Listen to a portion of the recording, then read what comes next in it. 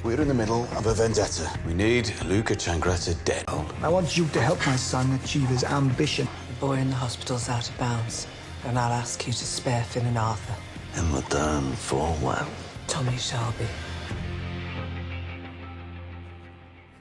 Cerita diawali dengan Thomas yang sedang kedatangan Nyonya Rose, ibu dari pemuda yang tewas karena Arthur membunuhnya saat pertandingan tinju dengannya 4 tahun yang lalu. Tujuan Nyonya Rose menemui Thomas adalah untuk mengundang Arthur ke acara ulang tahun anaknya yang terbunuh yang bertempatan di rumahnya. Untuk membayar dosa kakaknya, Thomas menyetujui hal itu. Ia nantinya akan memberitahu Arthur akan hal itu. Namun di sini Thomas mulai curiga karena yang boleh datang hanyalah sang kakak saja. Setelah mendengar undangan yang aneh untuk diberikan ke kakaknya, Thomas menyimpulkan bahwa itu semua merupakan jebakan dari Luca untuk membunuh Arthur. Ia juga berpikir bahwa mana mungkin keluarga Nyonya Rose tidak memiliki dendam sama sekali kepada kakaknya.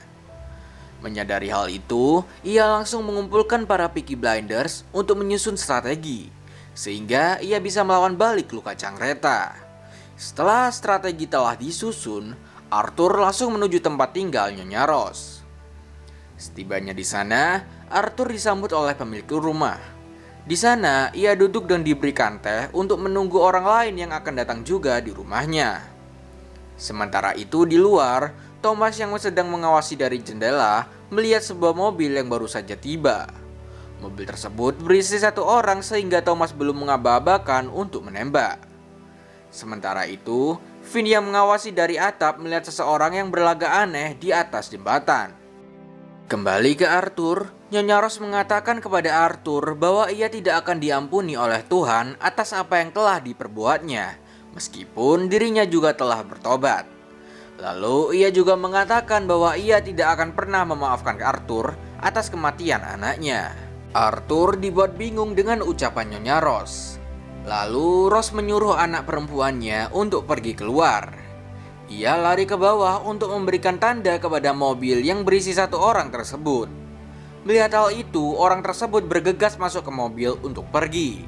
Thomas yang juga melihat hal itu langsung menginstruksikan Johnny dan Isaiah untuk menembak. Namun orang tersebut tetap berhasil untuk kabur. Now, Johnny, fire! Move! Menyadari sesuatu hal yang aneh, Thomas menyadari bahwa semua itu adalah umpan untuknya. Jadi di sini Luca Changretta telah 1 langkah di depan Thomas. Ia telah mengetahui strategi Thomas sehingga ia membuat Thomas dan anggota Peaky Blinders disibukkan dengan melindungi Arthur.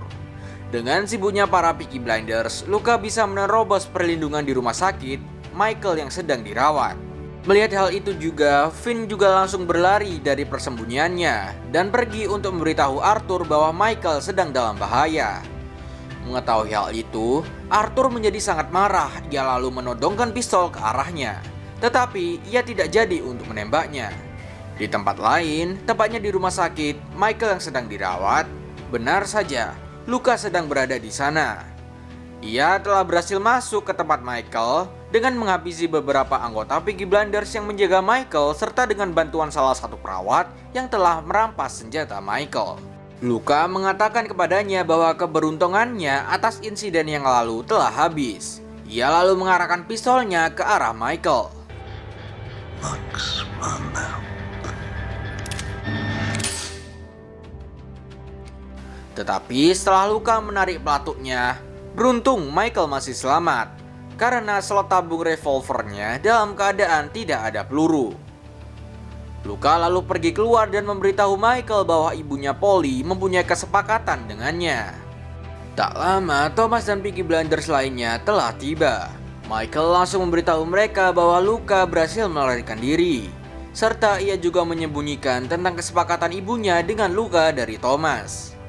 Setelah itu, Thomas kembali ke kantor dan langsung menelepon Charlie untuk memberitahu Aberama tentang lokasi Luca saat ini yang sedang dalam perjalanan menuju ke selatan. Sehingga untuk itu, Aberama dan kelompoknya bisa langsung melakukan tugas menyerangnya. Di saat yang sama, Luca yang sedang dalam perjalanan, ia dibuat kesal oleh jalanan jembatan yang akan ia lalui karena terdapat gerobak yang tengah terbalik tepat di tengah jalan jembatan. Ia lalu diminta untuk menunggu selama 20 menit oleh petugas kepolisian yang sedang berada di sana. Melihat hal itu, Luka yang sedang dalam keadaan terburu-buru memutuskan untuk membantu mempercepat pemindahan gerobak tersebut, namun polisi itu menolak bantuannya. Ia juga menanyakan tentang siapa pemilik gerobak itu. Petugas polisi itu menjawabnya bahwa gerobak tersebut adalah milik orang-orang suku Gypsy. Mendengar hal itu, ia langsung mempunyai firasat yang buruk. Ia langsung memerintahkan kepada anak buahnya untuk cepat pergi dan mencari jalan lain. Namun saat ia telah kembali masuk ke mobil, ternyata sang supir lehernya telah digorok hingga meninggal.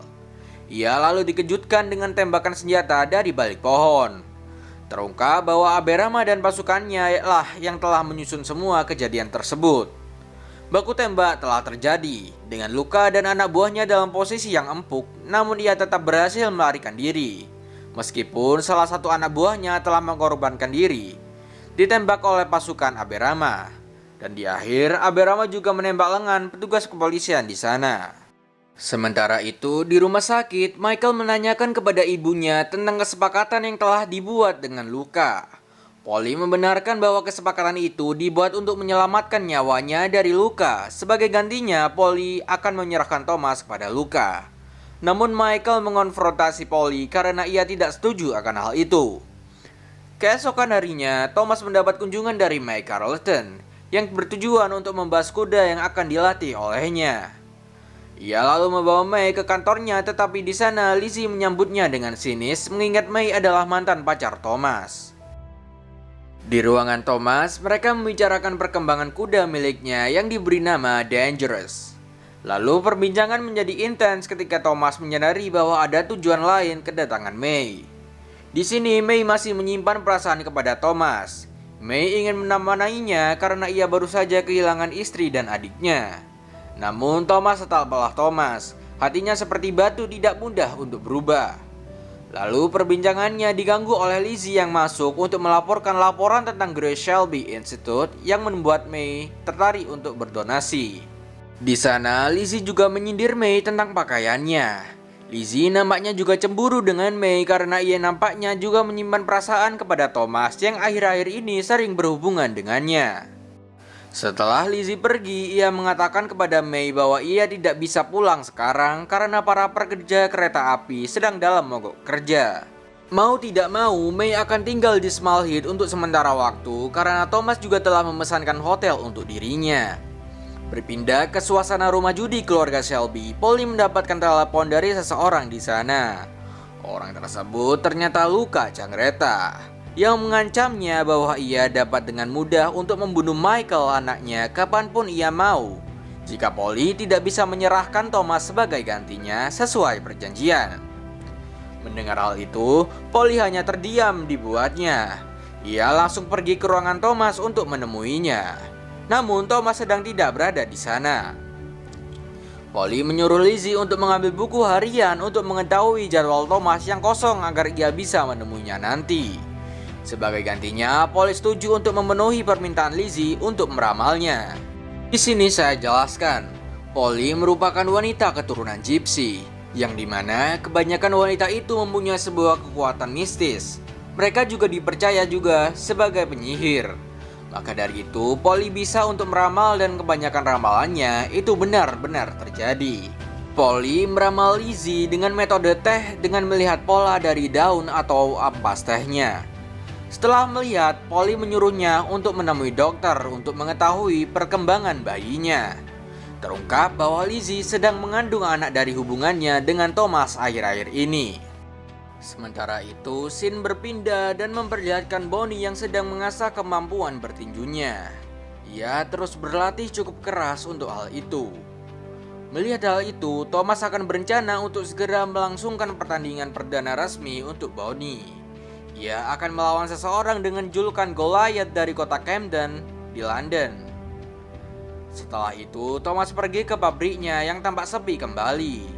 Manajernya melaporkan bahwa para komunis telah memblokir jalan sehingga kendaraan yang ditumpangi banyak pekerjanya terlambat untuk datang.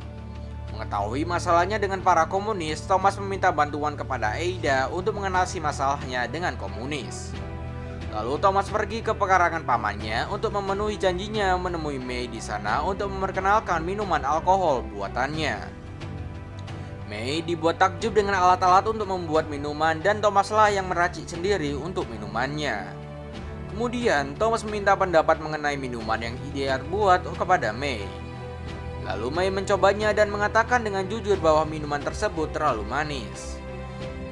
Setelah itu, Thomas membawa May ke kanal dan berhenti di tempat perahu untuk berlabuh ke stasiun.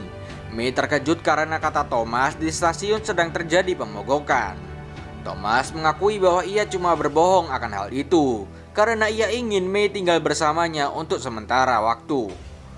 Sementara itu, berpindah kepada Jesse Eden yang pada waktu itu sedang berpidato di hadapan para anggota Partai Komunis. Setelah Jesse selesai berpidato, Ada menghampirinya dan mengajaknya ke sebuah bar.